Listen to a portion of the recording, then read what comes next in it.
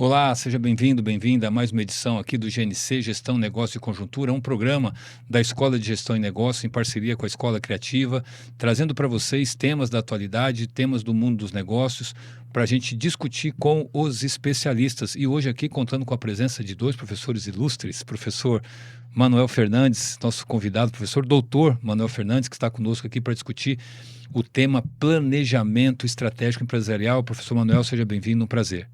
Muito obrigado, eu estou extremamente feliz pelo convite, agradeço aí a presença do professor Hélio para colaborar conosco. Maravilha, temos também aqui o professor Hélio, nosso eterno companheiro aqui de bancada. Professor Hélio, seja bem-vindo, boa noite.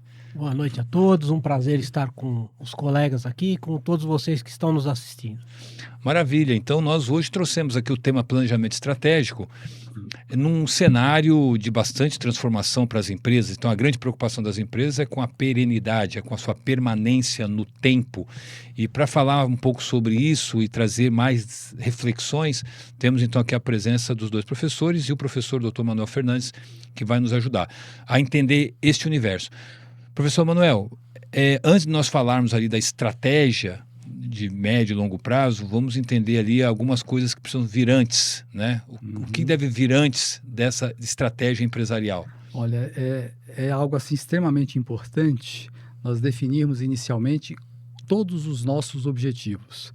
Pensando sob o ponto de vista pessoal, quando nós queremos progredir, primeiro processo é: qual é o meu objetivo? Quais são os meus objetivos? A empresa não é diferente. Então, definidos os objetivos, e esses objetivos têm que estar conectados com o mercado, e daqui a pouco nós falamos um pouquinho de mercado. Essa conexão com o mercado nos permite identificar nesse mercado ameaças e oportunidades, e a partir delas determinamos os nossos objetivos. Determinados esses objetivos, nós vamos quantificá-los e dar prazo para acontecer, ou seja, transformo-os em metas. Definidos os objetivos, portanto metas também, passamos a falar de estratégia e daí por diante em planejamento. Professor, e qual a importância então da cultura organizacional nesse processo? Porque é preciso ter engajamento da equipe do topo até a base da empresa para que todos andem coordenadamente, né? Esse é um grande desafio. Esse é um grande desafio e é a partir daí que eu digo sempre a todos os executivos, e me permita dizer que eu vou falar um pouquinho sobre esse tema baseado, obviamente, numa visão acadêmica e também numa visão profissional, algo que eu pratiquei ao longo de mais de 30 anos enquanto executivo. A primeira questão é: se eu quero engajamento, precisamos que a alta administração entenda o processo como um todo, o processo de planejamento como um todo. E entender o processo de planejamento como um todo pressupõe duas coisas. Primeiro, conhecer o mercado, e segundo, ter a simplicidade e a facilidade de engajar todas as pessoas dos respectivos departamentos que têm conexão com o crescimento da empresa com este processo de planejamento. Entendido, todos entendendo objetivos, metas, aí nós podemos então avançar elaborando o planejamento. E aí qual a questão do engajamento, por exemplo, do corpo funcional? Quais são as ações que a empresa deve tomar, por exemplo, para engajar? São reuniões periódicas com os funcionários? Como funciona? Então eu diria, num primeiro momento assim, né? Vamos pensar, obviamente, no departamento de marketing responsável por ir ao mercado e identificar as ameaças e as oportunidades do mercado. Traduz isso numa linguagem simples, promove reuniões internas ou departamentos separados ou com vários departamentos reunidos, expõe-se aí quais são esses objetivos e juntos com todos definimos as estratégias. É importante que todos estejam participando, porque o engajamento é derivado do quanto essa pessoa se sente participante do processo.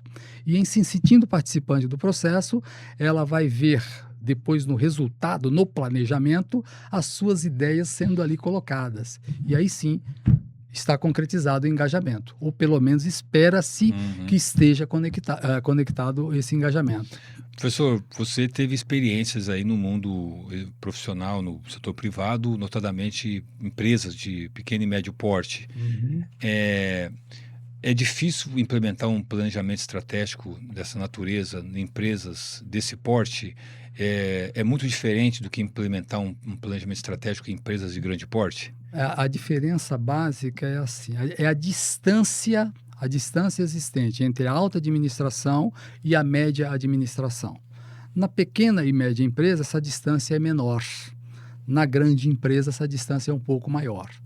Entretanto, se a grande empresa tem um sistema de comunicação interno e tem lá o engajamento proporcionado por N formas de motivação, essa distância diminui e aí, diremos assim, implantar o planejamento continua sendo complicado. Porém, as dificuldades ficam menores. E já na empresa pequena e médio porte, como a distância é pequena, as dificuldades passam a ser, muitas das vezes, por questões de recurso, muitas vezes por questão de conhecimento, muitas vezes por não ter as informações mais realistas de mercado e, obviamente, por ter aí uma força muito maior do dono, né, que é uma pessoa diferente de uma empresa grande, que é um corpo executivo, né, o acionista, os stakeholders de uma forma geral, ali influenciando nas tomadas de decisões.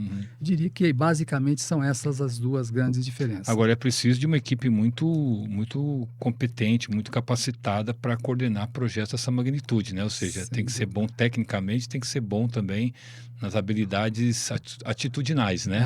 E aí nessas habilidades atitudinais eu colocaria assim as habilidades de negociação, quer dizer, a negociação interpessoal no âmbito da própria empresa e depois da negociação da empresa com o seu mercado, com os seus clientes, com os seus fornecedores, né? E até com os seus concorrentes, e por que não? Né? Concorrentes, novos entrantes, aquelas figuras importantes existentes no mercado.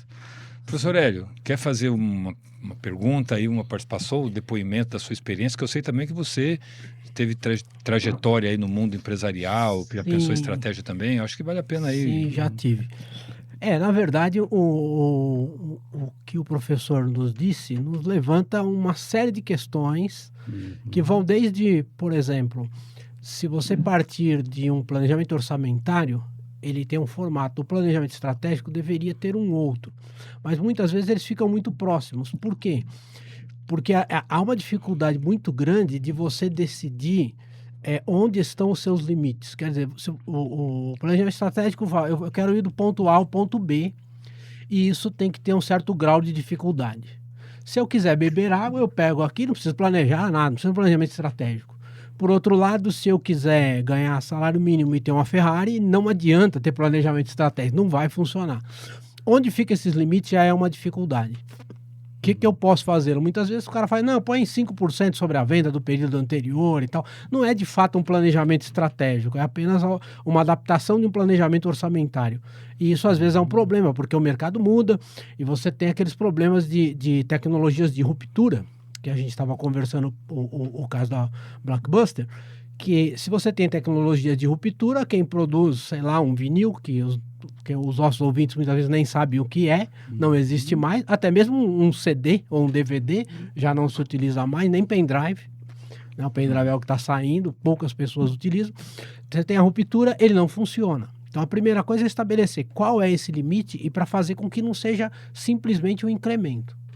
A outra dificuldade é essa dificuldade de você motivar o pessoal, porque se você faz top-down, você faz de cima para baixo, o indivíduo pode pensar, ora, eu não participei, eu estou vendo um monte de erro, esse pessoal da alta direção não sabe como é que é a vida aqui embaixo, e portanto se der errado eu vou achar bom, porque eu já critiquei mesmo, já falei que esse negócio tá mal feito, que a ideia estava ruim, e se for de baixo para cima, eu tenho um outro tipo de dificuldade que é assim, você vai ter alguém, por exemplo, eu tenho 5 funcionários, o cara pede para eu planejar, eu planejo 7, porque eu sei que vão cortar 1, talvez cortem 2.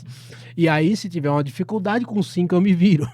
Eu já ponho uma gordura. Como é que, indo de baixo para cima, como é que você faz para conseguir que essa gordura, esse sentimento de se proteger nesse planejamento, quer dizer, eu quero um planejamento que seja fácil de eu alcançar, eu quero um planejamento que me deixe numa posição de conforto. Você não vai, de baixo para cima, você não vai colocar algo que você fala, nossa, vou ter que me empenhar muito para conseguir alguém vai pedir isso de você, você pedir é raro. Então, esta dificuldade de comunicação, de ter uma participação efetiva, tanto da alta direção como de todos os outros envolvidos, é uma coisa que exige muito conhecimento, enquanto que um planejamento orçamentário que seja meramente uma correção de anos anteriores, aí é mais simples. Professor, eu queria... Quer complementar? Sim, é assim, né? O professor Hélio está coberto de razão. Fazer esse alinhamento entre o que pensa a alta administração, mesmo todos sabendo que vão chegar no mesmo lugar, ou querendo chegar no mesmo lugar, esse alinhamento ele é realmente muito complicado. Porque o que conta na realidade é a verdadeira intenção. E não necessariamente todos nós sabemos quais são as verdadeiras intenções. E não sabendo quais são as verdadeiras intenções, ficamos em cima do muro, ficamos ali na dúvida, né? Será que esse negócio vai dar certo ou será que esse negócio vai dar errado? Para minimizar isso, professor Hélio, eu fazia sempre assim, né? Nós vamos para o mercado, e aí a nossa equipe ia lá para o mercado, nós vamos identificar a equipe de marketing aliada com a equipe de vendas. Vamos para o mercado entender do cliente, o que o cliente precisa. E vamos traduzir isso numa linguagem interna onde nós consigamos entender, né?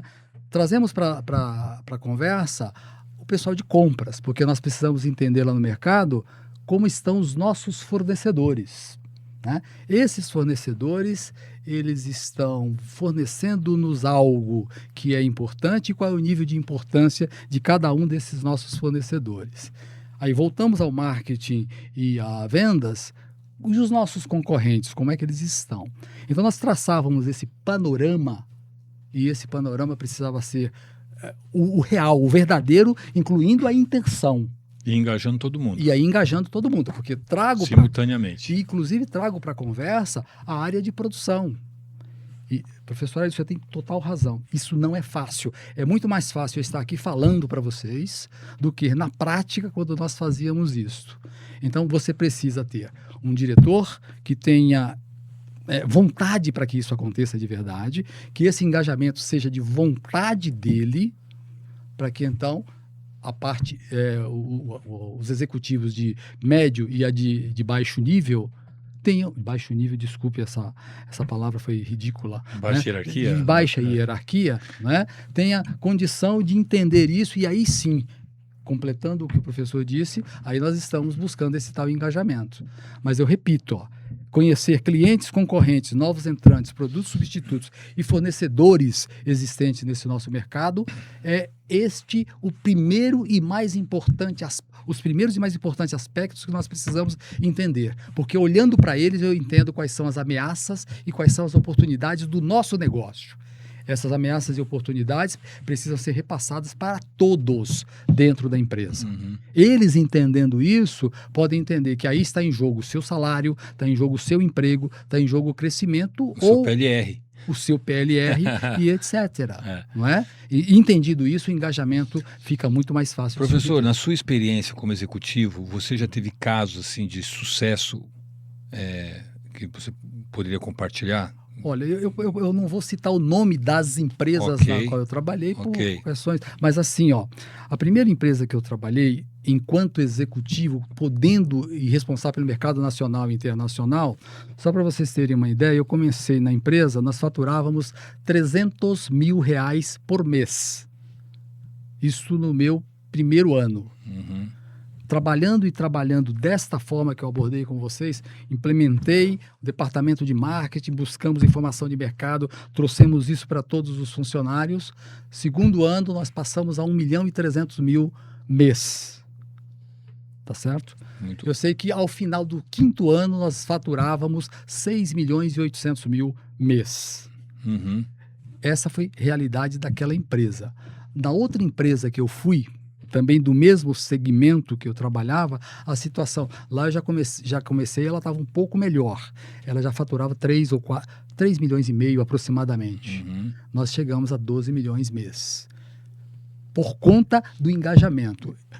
Do planejamento estratégico. Do planejamento estratégico. Você chegou, desenhou o planejamento estratégico, executou. As pessoas se comprometeram, as pessoas fizeram, né? E aí depois eu posso falar como nós fizemos esse planejamento, né? Que é o que eu recomendo, inclusive, hoje em todas as minhas aulas e nas consultorias que eu faço hoje com pequenas e médias empresas. E funciona? Tem funcionado. Tem funcionado. Não tive nenhuma empresa que não tenha obtido sucesso. O que nós percebemos é que nos momentos de crise, especialmente nesse período do Covid, o crescimento foi muito pequeno ou a empresa ficou estabilizada. Não teve decréscimo. Ficou estabilizada por razões óbvias do momento que o país estava vivendo. Professor, e nas empresas hoje, em geral, como é que está estruturado hoje o departamento? Qual é o departamento que trata disso diretamente? E o quão disseminado ele é? Ou ele é apenas uma carta de intenções, por exemplo, do executivo, de dizer para suas equipes, olha, a empresa precisa durar no tempo, a empresa precisa ser rentável. E até que ponto isso é levado a sério efetivamente dentro das empresas? Eu posso falar disso em 3 momentos. Primeiro é assim, ó, quando eu faço consultoria com pequenas empresas, infelizmente, a grande maioria dos empresários de pequenas empresas ainda não sabem como fazer o planejamento estratégico. Daí, por isso que eu ganho dinheiro com isso. Tá certo? Que as empresas nos convidam justamente para delinear esse processo com eles. Eu fiz uma consultoria para uma empresa que ela estava querendo ser vendida. A dona da empresa nos contratou porque ela queria organizar a empresa para vendê-la. Após a nossa organização, ela disse, não, eu vou continuar com a minha empresa. Porque não valia a pena ela vender. Tá certo? Que era uma empresa mais antiga, com equipamentos um pouco obsoletos, mas ela começou a ganhar dinheiro trabalhando organizadamente e pensando em planejamento. Estou falando de pequena empresa. Na média empresa, ela está no meio. Eu falando agora pelas empresas que nós fizemos consultoria. É difícil falar sobre todas as empresas, mas o que acontece? A pequena e média empresa, ela está num momento de muito aprendizado, com disposição para aprendizado, e nós já observamos que a grande maioria dos executivos, inclusive que participam aqui da Associação Comercial de São Caetano do Sul, que tem lá uma preocupação muito grande em como eu vou crescer a partir da minha reorganização, eles estão tendo bastante sucesso e estão muito felizes. Haja vista se a gente for consultar aí o pessoal da Associação Comercial de São Caetano do Sul. Né? Aí as grandes empresas, por tradição, elas já se prepararam e praticam o planejamento estratégico. Claro, não estamos falando de todas, né? Nós estamos falando de uma maneira geral. Elas já se preparam no ano anterior para o ano seguinte. E assim sucessivamente. E daí conseguem, obviamente, em alguns momentos, reduzir custos para se adequar à realidade, mas tudo isso baseado num planejamento. Senão ela se perde. Tá? Então eu dizia que esse é um panorama geral sob o ponto de vista das empresas que eu tenho visitado. Por exemplo, os estudantes que têm interesse em seguir numa área dessa, porque eu imagino que seja uma área bastante estimulante, né, e desafiadora. Exatamente. Porque você lida com todas as dimensões da empresa, né? Você trabalha com o campo financeiro, o campo de pessoal, de marketing, comercial, operacional. Quais são as habilidades, né, e as competências que por exemplo, um estudante deve ter para ele poder atuar num segmento desse? Que remunera bem, né? Remunera muito bem. É uma excelente pergunta, professor, mas antes da remuneração, eu vou dizer assim, ó. Para um estudante hoje chegar ao nível de conseguir fazer o planejamento da empresa, ele vai precisar ter paciência, né? Não é eu me formei hoje, amanhã eu já estou fazendo o planejamento da empresa. Essa é a primeira coisa, paciência. A segunda é conquistar a confiança dos proprietários da empresa ou dos executivos maiores da empresa. E para conquistar essa confiança, ele vai ter que demonstrar habilidades em analisar cenários, olhar para um levantamento e dados de mercado e conseguir identificar nesses dados algumas eventuais tendências Então, ele precisa ter um perfil bastante analítico e pragmático. Aliás, é algo que eu discuto bastante nas minhas aulas. Quer dizer, qual é o perfil desse executivo que vai trabalhar com planejamento? Qual é o perfil do executivo que vai comandar uma empresa? Porque aí, não só para fazer o planejamento, como para comandar uma empresa, eu preciso saber planejar, não é? E aí eu diria que a principal habilidade são estas: ter conhecimento de mercado, e para ter conhecimento de mercado precisa estar na empresa, analisando isto, e ao trocar de empresa, ele já leva essa bagagem de uma empresa para outra e vai facilitando a vida dele. Né? Nessa direção, eu até queria, aproveitando esse gancho, dar um exemplo particular. Eu, depois de 20 anos como executivo numa empresa responsável pelo mercado nacional e internacional, a empresa, o meu chefe, que era o dono da empresa, se aposentou e entrou o filho. Não é? Obviamente, eu, por ser o maior salário da empresa, eu fui demitido. 15 dias depois, eu estava no concorrente. E aquele meu primeiro exemplo que eu dei, da segunda empresa que nós faturamos, etc., já era esse segundo emprego. E lá, só para a gente ter uma ideia, baseado no planejamento, eu conhecia o mercado, sabia onde estavam os clientes. Tem um cliente que naquela primeira empresa eu demorei 2 anos para conquistá-lo, cliente de 12 milhões de reais, contrato anual de 12 milhões mês. Esse mesmo cliente foi comigo para outra empresa após 2 meses que eu estava na outra empresa. Tá certo? Porque quando eu cheguei lá, obviamente, eu vou atuar em qual mercado? Naquele que eu conheço. Né? E foi aí onde conseguimos conquistar esse cliente num tempo recorde. Esse foi um erro estratégico do filho. Possivelmente. E depois que construiu a estratégia, que você, né, virou a chavinha e tornou a empresa rentável, ela, né, não teve ali a paciência que você se fez. Então, e aí, nessa direção, eu também diria assim, ó, muitas das vezes a empresa se preocupa com o salário individual do seu funcionário A e funcionário B e não analisa os outros aspectos. Não estou dizendo que está certo nem que está errado. Eu só estou dizendo assim, é bom tomar um determinado cuidado com esta situação, porque não é somente o salário que define o quão ruim ou o quão bom aquilo será para a empresa. Tem outras variáveis envolvidas no processo. Não, absolutamente, absolutamente. E também tem uma questão, né, professor? Não dá para tem que saber separar o que é de curto prazo e o que é de longo prazo, né? Então, por exemplo, se você faz uma campanha promocional para alavancar a receita, por exemplo, num determinado período, isso não tem nada de estratégico, né? Olha, pode até ser estratégico da seguinte forma. Eu estou olhando para o meu estoque, eu tenho lá um estoque, e eu estou vendo que aquele meu produto XYZ vai sair de linha. Tá certo? Porque eu estou estrategicamente lançando o substituto. É o que faz aí a HP, por exemplo, né? Que a grande vantagem competitiva da HP é justamente a inovação. Ela lança um produto e ela já sabe qual é o período de obsolescência deste produto. Né? Então, se você sabe qual é esse período de obsolescência e está te sobrando um produto no estoque, eu faço uma promoção de vendas.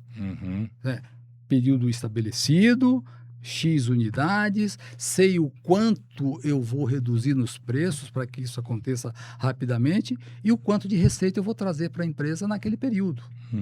Isso eu digo que é estratégico porque você meticulosamente pensou nesse aspecto. Essas ações, elas estão dentro de um planejamento, maior. Estratégico. Você não está canibalizando o seu produto do tipo, né, queima de estoque, né, venda a qualquer preço para se livrar do estoque logo. Exatamente. Não é isso. Não é isso. Tá. Tem um outro aspecto que imagina que você seja o distribuidor, né? E você sabe que você tem um fornecedor. Você é o distribuidor que distribui várias marcas, vários produtos. Mas tem uma determinada marca que ela está sendo menos lucrativa para você. Não é interessante mais você, enquanto distribuidor, trabalhar com aquela marca. Mas você tem produto no estoque daquela marca. Então, estrategicamente, você vai desovar esse estoque. Porque você vai descontinuar este determinado fornecedor. Então, isso também eu diria que é estratégico, porque é conhecimento e análise de dados que ali estão presentes, latentes na sua empresa, que você obrigatoriamente tem que fazer isso. Professor E Hélio? é interessante notar que, embora o nosso aluno ele vá conseguir dirigir um processo como esse, apenas depois de um aprendizado profundo, inclusive prático, ele vai precisar dessas ferramentas que ele está aprendendo hoje, porque hoje você tem tão pouco espaço para manejar os seus recursos que você inclui no planejamento todas as pessoas. Então ele vai ter uma parcela menor de participação, mas ele vai participar desde o começo. Muito provavelmente no começo da carreira dele, ele já vai começar a participar de um processo desse. Quer dizer, muito antes de dirigir o processo, você já participa do processo. E depois, então esse é um aspecto interessante. E depois um outro aspecto interessante é que você precisa de uma série de conhecimentos. Você não precisa de eu conheço sobre planejamento estratégico. Para dizer isso, você precisa conhecer como funciona o mercado, como funciona a marca, como funciona a motivação em uma equipe de vendas, mas como funciona a motivação do ponto de vista de recursos humanos. Você precisa ter conhecimento estatístico, financeiro. Então, esse conjunto de ferramentas que ele tem na universidade, muitas vezes o desprezo por alguma área, especialmente em administração, o cara diz, essa área eu gosto menos, é a área que vai fazer falta nas decisões que ele vai tomar posteriormente. Aí ele ficou dependendo de um profissional da área, ele vai sempre depender, mas ele tem que ter um conhecimento próprio, né? Ou ele vai ter dificuldade e vai esquecer algum ponto. Você planeja tudo, mas você tem pouco conhecimento de como motivar o funcionário, ou como relacionar a motivação do funcionário com o aumento de vendas. Como é que eu motivo ele na fábrica, onde isso vai aparecer na minha receita? Então, se você não tiver essa visão de conjunto, e esse é o papel que a gente tem como universidade, esse conjunto de conhecimentos é todo ele muito importante para você ser um bom profissional. Você pode se virar sem alguns deles e tal, mas você vai perder muito se você desprezar o corpo todo de conhecimentos para tomar decisão. E é dinâmico, né, professor Hélio? Assim, numa área dessa, você precisa estar ligado o tempo todo, né? Muito ligado com as conexões, com a inter-relação, né, de setores, né, para você... E essa é uma ação contínua, né? Sem dúvida. O Peter Drucker dizia, hoje isso talvez esteja um pouco modificado, mas ele dizia o seguinte, empresa não fale por erro operacional.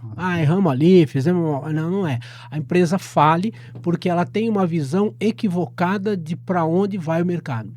Que é aquele Tem problema vários casos, da Kodak, da Blockbuster...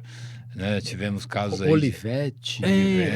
Ou você não perceber que a economia, por exemplo, vai subir ou vai descer num futuro mais próximo. Então você investe muito e de repente a conjuntura muda. Esses erros de previsão conjunturais e que tem a ver com o seu macroambiente, eles falham uma empresa muito mais facilmente do que a falha operacional dentro da empresa. E essa sua fala, professor Hélio, vem ao encontro da pergunta que o professor Volney me fez sobre as habilidades deste administrador. Quer dizer, adicione-se aí esse vasto conhecimento que você abordou, precisa estar embutido nele. Né? Não necessariamente ele vai usar todo esse conhecimento simultaneamente numa determinada ação, mas a somatória desse conhecimento colabora com esse planejamento que ele precisa ser repetido a cada período. Porque o planejamento que eu fiz hoje, daqui 6 meses, ele pode estar obsoleto, o planejamento como um todo. E se eu não olhar para ele, continuarei com uma empresa obsoleta. Aliás, a periodicidade disso é permanente, né? Permanente. Não é algo que você faz planejamento estratégico anualmente. Daqui a um ano a gente vê novamente. Não, tem empresas que fazem assim, né? Ela formaliza o planejamento anualmente, mas a cada período ela está tomando ações e corrigindo aqueles passos que não estavam adequados, né? Porque aí entra a outra questão, que são quais são os indicadores que eu vou usar para balizar o meu planejamento estratégico. E assim, um dos balizadores é o Balance Scorecard, que, ou seja, eu preciso ter indicadores de marketing e vendas, preciso ter indicadores de produção, indicadores econômicos financeiros e indicadores de pessoas. Então, esse conjunto de indicadores, periodicamente, vai dizendo, pô, eu estou indo bem, estou indo mal, preciso corrigir essa rota, preciso corrigir a outra rota. Eu olho para as pessoas e estou vendo que elas não estão acompanhando o planejamento. por falta de conhecimento, de experiência. Eu preciso corrigir esse elo aqui.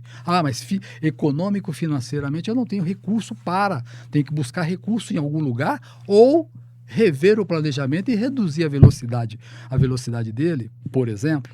Ou seja, olhando para esses indicadores, obviamente, aí ressalto o conhecimento global, né? E aí eu corrijo as minhas mini-rotas, vamos chamar assim.